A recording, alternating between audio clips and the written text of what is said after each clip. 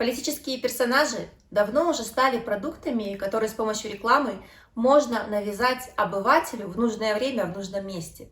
Политическая реклама сама по себе не делится на категории хорошая или плохая, но только если не с точки зрения эффективности ее воздействия. Сегодня мы об этом поговорим. Подписывайтесь на мой канал. Поехали! Реклама как таковая – это способ распространения информации о товарах, идеях, людях с целью вызвать интерес и заставить выбирать, а в дальнейшем покупать данную услугу или товар, так сказать, способствовать реализации. И у рекламщиков это успешно получается.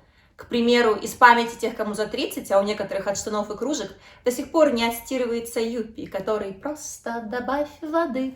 Пока не появился юппи, это праздник веселья. В свою очередь, политическая реклама – это реклама политиков, их действий, идей, партий и прочее, чтобы мы выбрали рекламируемый продукт на основе выданной нам информации. В таких моментах французы любят говаривать, что даже Богу нужны колокола. Так что не бойтесь рекламы, ибо она посылает нам информацию, которую обязательно следует анализировать. Политические фигуры часто сравнивают с товарами. Один из самых известных рекламистов 20 века Россер Ривз, который в 1954 году придумал несменный слоган M&M's, был убежден, что реклама не должна развлекать аудиторию, а должна продавать товар. Chocolate melts in your mouth, not in your hand. В рамках предвыборной кампании Эйзенхауэра Ривз, создавая политическую телевизионную рекламу, писал: «Я представляю себе избирателя в будке для голосования, раздумывающего над двумя кандидатами, как покупателя, колеблющегося между двумя тюбиками зубной пасты в аптеке. Будет выбран тот сорт, который наилучшим образом запечатлелся в его памяти». Позже в своих мемуарах Эйзенхауэр признавался, что мною торговали как кукурузными хлопьями. Важной составляющей политической рекламы является образ политического лидера, вербальный и визуальный. В этом плане внимание заслуживает опыт работы команды Никсона в 1968 году, которая до сих пор в американской политологии считается эталоном проведения рекламной кампании президента на президентский пост. The American people want leaders who will keep the peace without surrender for America and the world. We will keep America the strongest nation in the world. Группа экспертов по политической рекламе в то время определила стратегию рекламной кампании, которая до сих пор не утеряла своей актуальности. Показывать кандидата активным, изображать кандидата человеком, способным смотреть далеко вперед и видеть будущее нации. Делать в рекламе кандидата сильным, решительным и способным к действиям. Демонстрировать личность кандидата через его поступки.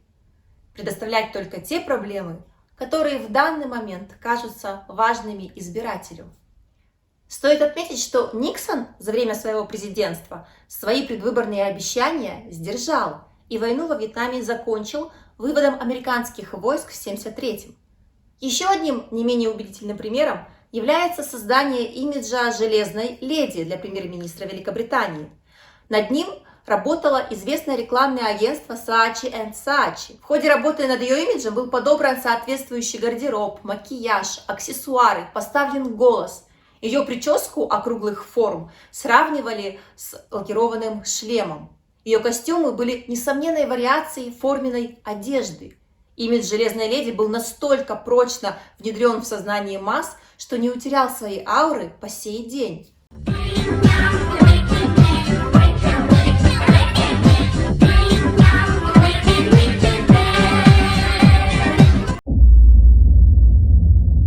Популярным приемом в политической рекламе является идентификация личности с толпой, демонстрация политика как одного из нас, простого человека из народа, которого этот народ любит, уважает и готов выбирать.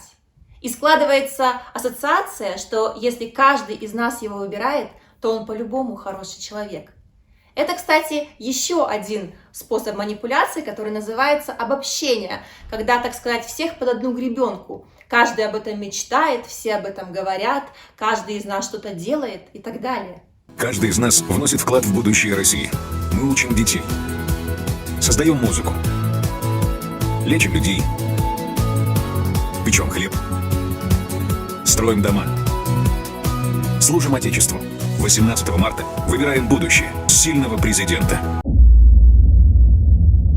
Критиковать предшественника всегда легче, так как он уже на виду и совершил свои ошибки, в то время как новый кандидат еще нет. При этом критика не всегда оказывается честной, так как для достижения целей используется подтасовка фактов. При профессиональном использовании политтехнологий каждый из подаваемых фактов в принципе может быть верным, но в сочетании они дают искаженное представление о действительности. Кроме того, люди, как правило, уже недовольны властью, и, следовательно, сторонников долго искать не придется. Наряду с подтасовкой фактов зачастую применяется прием преувеличения, нацеленный на концентрацию внимания аудитории на какое-либо действие, в принципе не имеющее значения, но вызывающее крайне эмоциональный интерес. Ярким примером является предвыборная кампания Ельцина в 1996 году, когда он проигрывал в гонке Зюганову. Тогда были использованы сложившиеся стереотипы по отношению к коммунистам, что и применили политтехнологи Бориса Николаевича в рекламной кампании. Коммунисты не сменили даже название. Они не будут менять и методы. Еще не поздно предотвратить гражданскую войну и голод. Потому что мы верим, любим, надеемся. В это же время Явлинский, возглавлявший в 90-е «Яблоко», жестко критиковал действующую власть. Нам нужен перевес, чтобы наши законы заработали. Чтобы мы доказали, что деньги в стране есть, и их можно отдать людям. Чтобы мы успели вам помочь. В принципе, критика, обвинения в коррупции, упадке экономики свойственна и сегодняшней политической повестке. Is the same group responsible for our disastrous trade deals, massive illegal immigration, and economic and foreign policies that have bled our country dry. The political establishment has brought about the destruction of our factories and our jobs as they flee to Mexico, China, and other countries all around the world.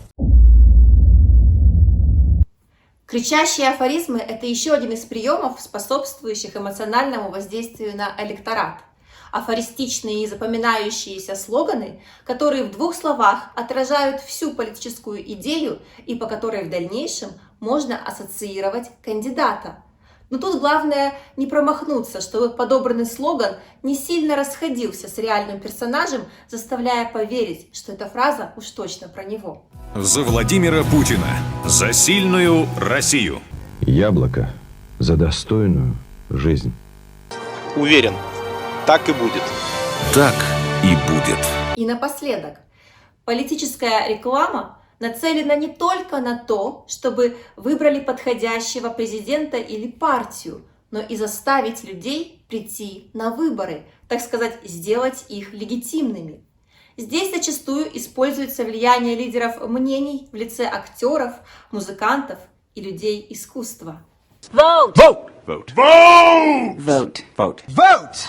Vote! Vote! Vote! Vote! Vote! Please, please vote. Vote! Vote! You stay in that line. V-O-T-E. Vote! Подводя итог, помните, что политическая реклама обречена быть манипулятивной. Она служит для драматизации политического процесса, который достигается путем раздувания достоинств своего кандидата и преуменьшением таковых у конкурентов. Читайте больше, задавайте правильные вопросы и подписывайтесь на мой канал.